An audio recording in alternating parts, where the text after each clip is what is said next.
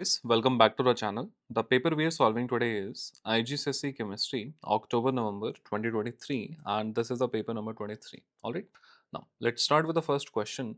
A sample of gas occupies this much volume at room temperature and pressure. The temperature and pressure both are increased, so an increasing temperature and pressure, and we know that when temperature is increased, the speed increases. And pressure is also increased, then the collisions must also increase, the distance must decrease. Distance should decrease, but the volume is constant now. So if the volume is constant, the distance will not decrease, only the temperature will increase. So temperature is increased, the volume is kept constant, so the average distance is unchanged. Answer should be C. Which statement about rate of diffusion of gases ammonia, carbon monoxide and nitrogen and oxygen is correct? See, ammonia is NH3, the mass is 14 plus 3 which is 17, carbon monoxide is 12 plus 16 which is 28, nitrogen is also 28 and oxygen is 32. So we clearly know that oxygen will be the slowest. Oxygen will be the slowest. Alright, and nitrogen and carbon monoxide will diffuse at the same rate because the mass is same. So option A is, part A is correct. Oxygen will diffuse the slowest, this is correct, but it will diffuse the slowest because its molecular mass is very high. But the reason which they are giving you here is because it is an element. So the point is correct, but the reason is wrong. So point 2 is incorrect. Ammonia will diffuse fastest. See, ammonia has the lowest molecular mass, so it should diffuse the fastest. Option B is the correct answer, 1 and 3. The structure of an atom of element X is shown. You have to figure out the element. Just look at the proton number. Use your periodic table. You will find 5 protons are occupied by boron. So, boron should be the answer. Question number 4. Which element explains why isotopes of an element have the same chemical properties? You need to understand chemical properties are determined by the number of electrons in the valence shell. Right? Chemical properties are determined by the number of electrons in the valence shell. So clearly your answer should be C. They have the same number of electrons in the outer valence shell. Magnesium reacts with oxygen to form magnesium oxide. We know that magnesium reacts with oxygen to form MgO, where Mg is losing 2 electrons and oxygen gains 2 electrons, right? It's an ionic compound, metal loses electrons, oxygen gains electrons. You look in the periodic table, the valency of magnesium is 2, valency of oxygen is also 2. The only difference is magnesium will lose, oxygen will gain. So magnesium loses 2 electrons, oxygen gains 2 electrons. Option D should be the correct answer. Question number 6. Which row about the properties of both diamond and silicon oxide? See, if it was graphite, then conductor of electricity would have been a yes. But now it is diamond and silicon oxide. Both are not conductors of electricity. So option C and D. Now, both are giant covalent molecules. We already know this. So the answer is C. The equation represents the reaction between solid magnesium oxide and dilute HCl to form magnesium chloride and water. Alright, see, HCl is ionic, so it will be in aqueous form unless they mention solid. So it should be aqueous. Magnesium chloride should be aqueous as well. So we clearly know what is our answer A. And H2O will be in the liquid form, which is also matching here. So option A is correct. Which substance is a mixture? We know that mixture is which is made up of different molecules, different particles. Graphite is carbon only, oxygen is oxygen only, water is H2O. It's a molecule. It's a chemically bonded molecule. Air is a mixture. It contains all the gases like nitrogen, oxygen and the other gases. Alright. Now, the number of moles of atoms of XYZ are given. What is the formula of the compound? Now, this question is on the simpler side. It is similar to the empirical formula question. What you can do is just divide all three of them with the smallest moles, which is 0.3, to get the ratio.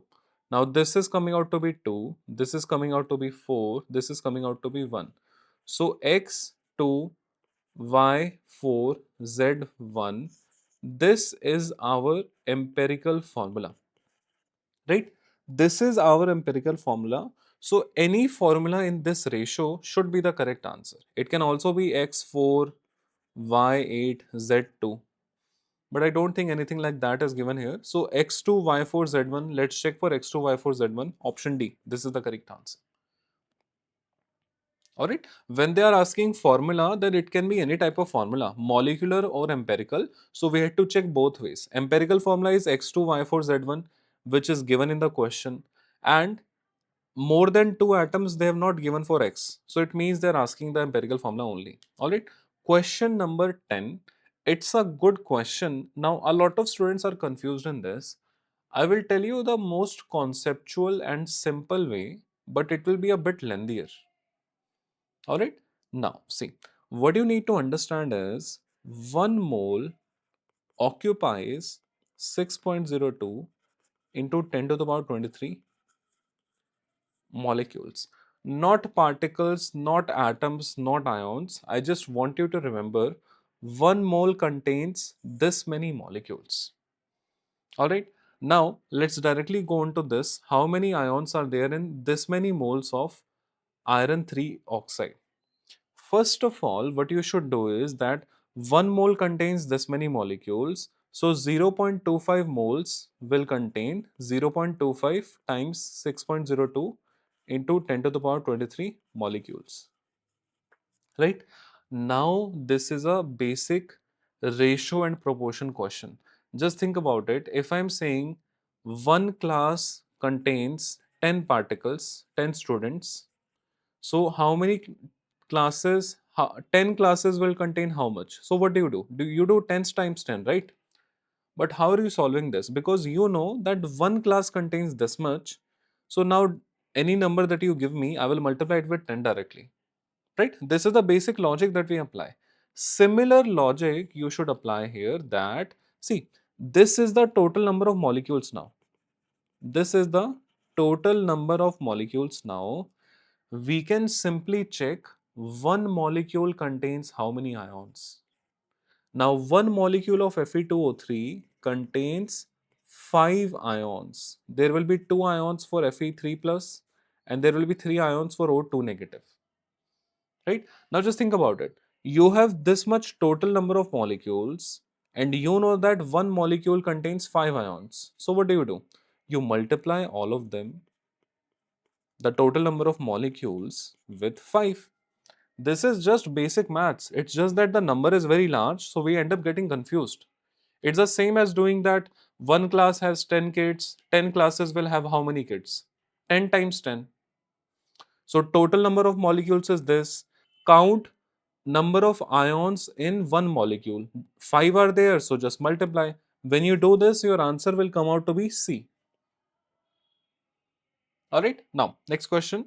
Concentrated aqueous magnesium bromide. See, if it is concentrated and it is magnesium bromide, we know that, let me write it down here. This is magnesium bromide in aqueous form. So we know that H plus will be there, Mg2 plus will be there. And which one is less reactive? Hydrogen is less reactive. So hydrogen should form at the negative electrode. Right? Hydrogen should form at the negative electrode. Just by seeing this, you get the answer A. Negative electrode will attract the positive charge and we know that hydrogen will be attracted because it is less in charge. So just by doing this, you got the answer A. But if you want to check for bromide ion and hydroxide ion, we know that bromide ion is less reactive than hydroxide ion. So bromide ion will go to the positive electrode. Alright. Now, aqueous copper sulfate is electrolytes using carbon electrodes. Which statement is correct?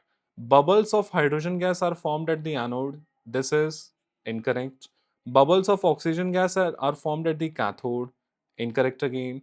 Copper is deposited at the anode. It is deposited at the cathode. So this is incorrect again. So the blue color of the solution fades. Answer is D. Next. When water is added to anhydrous iron 3 chloride, hydrated chloride is formed. Energy is given out. So they're saying when you're going forward reaction like this, energy is released. So this is exothermic reaction. Okay. Which reaction pathway represents the formation of this? In the reverse reaction. Now, what a mistake some students make is they directly look at this, which reaction pathway? Oh, this is very simple question. I know this. And they end up doing the wrong answer because now they are asking the reverse reaction. Just think about it. The original reaction was exothermic. The reverse reaction should be endothermic. So first of all, these exothermic equations are out of the option. Now you have to pick for endothermic and FeCl3 plus dot 6H2O should be on the reactant side now. The reverse reaction is endothermic. Think about it. So now this is the reactant. And you already know this, in order to break this, heat needs to be supplied. So answer should be B. If you want to break this hydrated compound, you need to supply heat. And when you're giving heat, it means endothermic. So it will go like this. Alright, answer is B. Question number 14. Ethene reacts with hydrogen. The equation is shown. The bond energies are shown. We need to calculate the enthalpy change. Alright, now see. Ethene looks like this. And then you have hydrogen. So first of all, in order to do these kind of questions, I follow a very simple method. Find out energy for reactants separately, find out energy for products separately, just do reactant minus product. If the answer is coming out to be negative, it is exothermic reaction. If it comes out to be positive, it is endothermic reaction. Alright, there are multiple ways to do questions like these. There are high chances your teachers might have taught you different way, but this is the method which I follow to avoid confusion. Just solve for reactant, solve for product, simply do reactant minus product. If it is negative, it is exothermic. If it is positive, it is endothermic. Now let me solve it for you. So these are our reactants. Now, so there is one carbon double bond carbon and four carbon hydrogens and one bond between hydrogen hydrogen. All right, let me put it in the calculator. So 610 plus 410 times 4 plus 436. This is 2686. Now let's do for a product. Product is C2H6, so we clearly know it's an alkane. Then 3 hydrogens on each carbon will be there. So here you have one carbon, single bond carbon, and 6 carbon bonded to hydrogen, right? What is the energy for 6 carbon bonded to hydrogen? It will be 6 times 410, 410, plus carbon carbon, which is 350. So this is 2810. Now simply do 2686 minus 2810. Your answer will come out to be negative 125 kilojoules per mole. So you can say negative 124. All right. Now, statements about 4 different acids are listed. This much concentration solution of HCl has a pH this much. All right. This much concentration of solution of ethanoic acid, which is a weak acid, so its pH is way higher. Hydrobromic acid is a strong acid. Now just think about it. Ethanoic acid is a weak acid. It has a pH of 3.4. So hydrobromic should have less than 3.4. Fair logic? Hydrobromic is a strong acid. It should have less than 3.4. So option C and D is already out. Now, ethanoic acid is a slightly stronger acid than trimethyl ethanoic acid.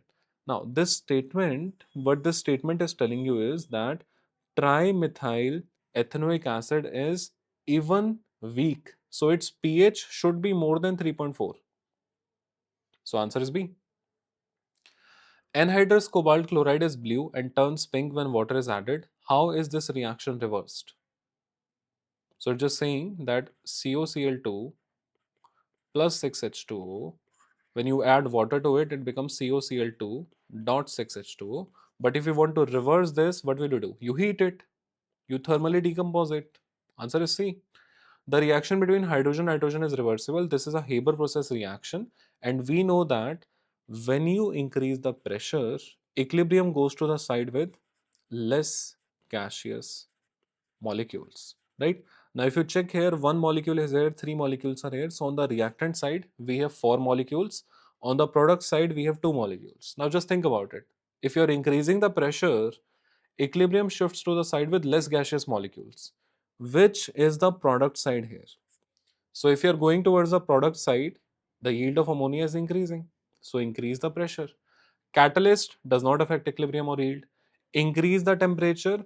In exothermic reaction, when you increase the temperature, reaction goes backwards. So this is also not possible. When you reduce the concentration of nitrogen, this will also go backwards. Ethanol can be turned into ethanoic acid by passing it over copper oxide. What is this type of reaction? Now you must be thinking this kind of reaction we have not done in our syllabus, so this is out of syllabus. It is not. Just apply basic logic here that it can't be precipitation reaction. Redox, little bit doubtful, we'll check. Thermal decomposition, no ideas. Neutralization is when acid reacts with base. We know that copper oxide is a basic oxide, but is this an acid? I don't think so.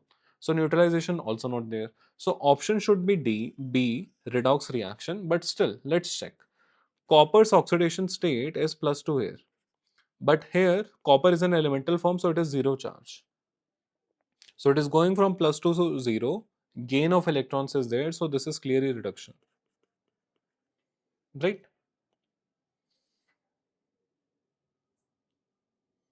And how do we figure out oxidation? When alcohol converts into acid, this is always an oxidation reaction. So oxidation and reduction both are there, so redox. When heated strongly, silicon oxide reacts with carbon. Now you can clearly see here that when it is reacting with carbon, carbon is now taking away all its oxygen. Loss of oxygen is reduction.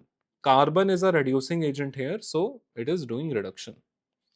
Which statement about aqueous weak acids is correct? We know that weak acids partially dissociate into aqueous solutions, right? Weak acids are always dilute? No. Weak acids fully dissociate? No. When a weak acid is added to blue litmus paper, it stays blue. See, even though it's a weak acid, but it's an acid, so it should turn red. When a weak acid is added to solid magnesium, effervescence is seen. This is correct, but because even if you add ethanoic acid, which is a weak acid, so it forms CH3, C double bond O, whole twice Mg, and hydrogen gas is seen up to effervescence. So option is D.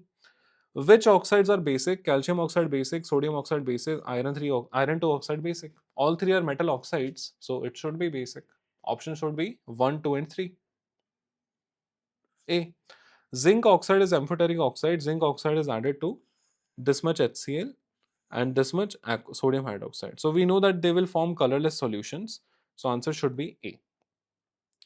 Which row they dissolve completely because they're using in excess, so it will form colorless solution. Which row shows properties of an element that is in the same group as lithium? Now, lithium is a metal, its conductivity is good, but it's a group 1 metal, the density is low. Transition metals have high density, right? So the density should be low and the conductivity should be high. Answer is A. Why not B? Because the density is very high. This is for transition metals, not lithium. The elements in group 7 include chlorine, bromine, iodine. Which statements are correct? So, see, we know that fluorine is there, chlorine is there, bromine is there, iodine is there.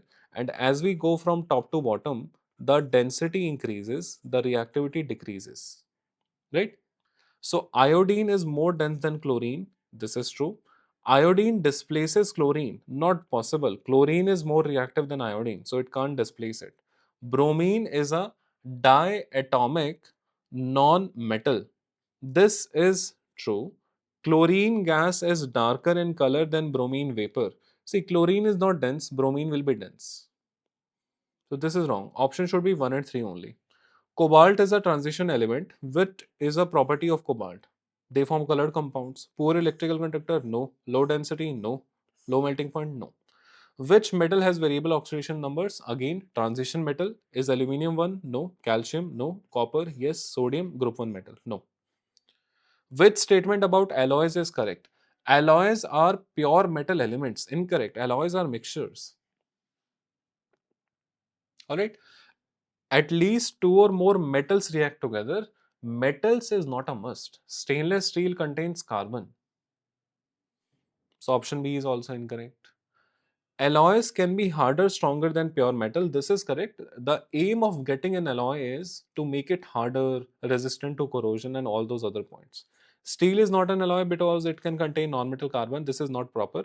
Alloys can contain non-metal atoms as well. Alright? So D is also incorrect. A metal M is between sodium and magnesium in the reactivity series. Which reactions occur with M and its oxide? First of all, reduction with carbon. They're saying by heating its oxide with carbon, this takes place for the metals below carbon. You have done that for extraction of iron, reduction with carbon is done because iron is below carbon. But is this metal below carbon? I don't think so. So your answer should be out of A and C. Okay? M reacts with steam. Now, it's a fairly reactive metal, so it should be able to react with steam. Answer is C. The diagrams show experiments to investigate rusting of iron nails. We know that oxygen is required, contact with water is required, right? In which test tube do iron nails rust? Oxygen is there, contact with water is there. Yes. Oxygen is there, contact with water is there. Yes. Salt water doesn't matter that much. Layer of oil. Now here water is there, but contact with oxygen is very low or not there. So answer should be 1 and 2 only. 30th question. Which equation represents a reaction takes place when iron is extracted? So you have to pick the correct equation. Calcium plus SiO2 gives CaSi3. We know this is the slag equation, so this is correct. Calcium oxide plus CO2, not an equation.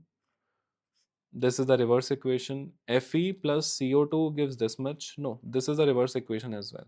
The correct equation is A. There are 5 equations for extraction of iron. Only this one is matching correctly. Some uses of water are listed for drinking, chemical reactions, swimming, washing. For which uses is it necessary to chlorinate the water? For which reasons is it necessary to chlorinate the water? So for drinking and for swimming pools. So option should be B, 1 and 3. Oxides of nitrogen are formed in car engines and are a source of air pollution. To decrease this pollution, catalytic converters are fitted. See, what catalytic converters do is they reduce the toxic oxides to less toxic ones.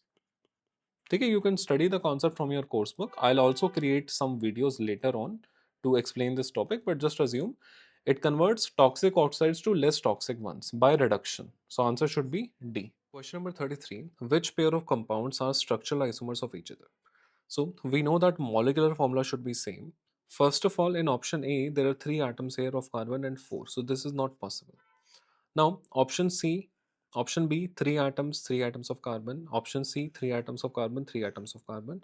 Option D, so the number of carbon and hydrogen are same in option B, C, and D. So how do we differentiate? Let's try drawing the structure. Let's try for B first of all. So this is carbon double bond carbon, then hydrogen, then carbon, hydrogen, hydrogen, hydrogen, and 2 hydrogen here. And then there is.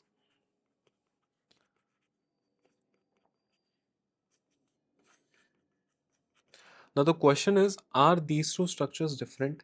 They are not. You might be thinking that double bond is on the left side here, double bond is on the right side here. But just imagine these in reality are 3D molecules. And in 3D, can you actually tell which one is left, which one is right? It just depends on how you are seeing it, right? In reality, these two are the same only. And the name will also be the same for both of the molecules. It will be prop 1 ene. So B is also not a pair of isomers. Now let's check for C. Now I think most of you can already tell from C only that it will also not be an isomer, but let me just draw the structure for you. So C, H, OH. Also, if you're confused that bracket is in between both the carbons, how do I know which carbon will have it? Just think about it. The left carbon contains 2 hydrogens only. One bond must be there with the carbon. So the fourth bond must be with the OH, right? Then C, H, H, CH, 3. And they have given you this arrangement as well where you have OH here.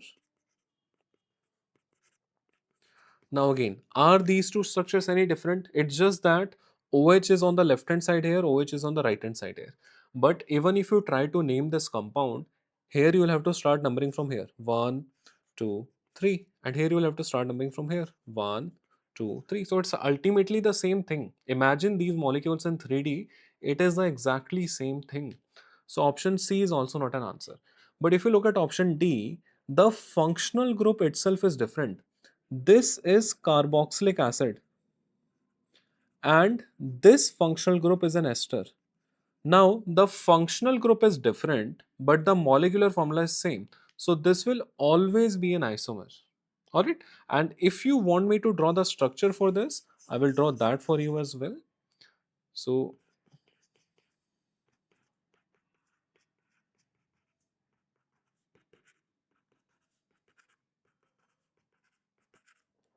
and this one is an ester, so it will be like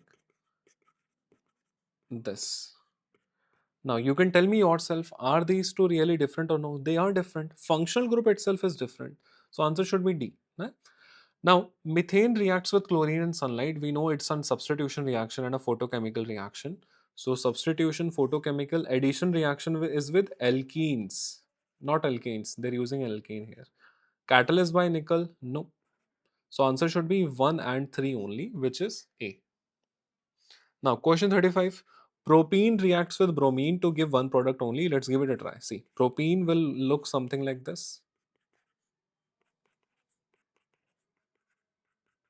And when you're reacting it with bromine, what happens is one Br attaches on this carbon, the other Br attaches on this carbon.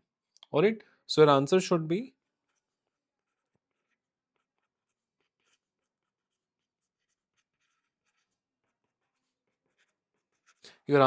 something like this, where bromine is present on the adjacent carbon right next to each other.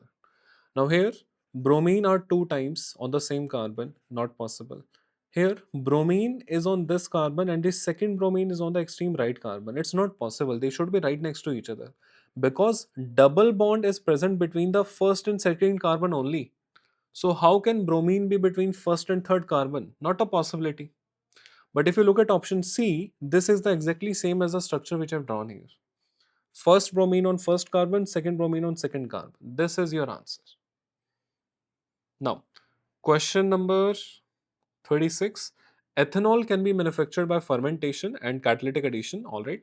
Which statement describe advantage of manufacturing ethanol? First of all, when you're doing it using fermentation, it's a renewable process. All right. So the ethanol is made from a renewable source. 4 is correct. The yield of ethanol is low. The yield of ethanol is low. No, it's not like that. The method uses a batch process. It's not a batch process. See, batch process is when you deliver X amount of raw material and then you get some Y amount of product and the reaction is done. Then again you use X amount of raw material, it gives you Y, it is done. So it happens in cycles. That is not a batch process. Batch process, the fermentation happens like this. You take X amounts of glucose and then this process goes on. One reaction is done, the second starts. But batch process is one which keeps on continuously going. Alright, batch process is the one which keeps on continuously going. So addition of ethene with water is a batch process. But fermentation is not. In fermentation, there are simple steps that once this reaction is done, we will start with the next one, next one. It happens in cycles, but batch process is a continuous one. It keeps on going. So this is incorrect. The process takes place at a lower temperature. This is correct. So option D. A compound with formula, this is an ester, is formed in ethanol. All right. Ethanol reacts to form ethanoic acid. We know this. When you oxidize ethanol, it forms acid. So oxidation should be there. Ethanoic and ethanol react together to form ester. So this is esterification. So option A. The flow diagram shows polyethylene. Polyethylene made from petroleum. See, when you convert petroleum to fuel oil, it is done using fractional distillation. So fractional distillation. But when you're converting fuel oil to ethene, fuel oil to ethene, is it polymerization? I don't think so. Fractional distillation, we have already done. So what will that be? Cracking. And ethene to polyethylene, we clearly know this is polymerization. So this is also matching. Option C should be the correct answer. Question number 39. RF values are used to identify unknown substance using paper chromatography.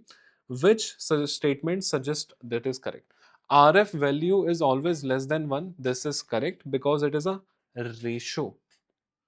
It is the ratio. Alright, it is a ratio between the distance traveled by the unknown substance divided by distance traveled by the solvent. And solvent will always have a higher distance, so it cannot be more than 1. The denominator will majority of the times be higher or equal to. So it cannot be more than 1. So this is correct. Now the formula in the statement 2, they are saying distance traveled by the solvent. No, it is distance traveled by the unknown solute divided by the solvent. So this formula is wrong. Higher the RF value, the further the unknown substance travels. Higher the RF value, the further the unknown substance travels. This is correct. RF values are not affected by solubility, it is affected by solubility. So option B is correct, 1 and 3. The results of some test of aqueous solution of X are listed. A cream precipitate is produced when adding aqueous silver nitrate. Adding aqueous sodium hydroxide produces a green precipitate which dissolves in excess alkali. Adding aqueous ammonia produces a green precipitate. Now for this, you just need to go on to the paper 6 salt analysis sheet. You have to go to the paper 6 salt analysis sheet.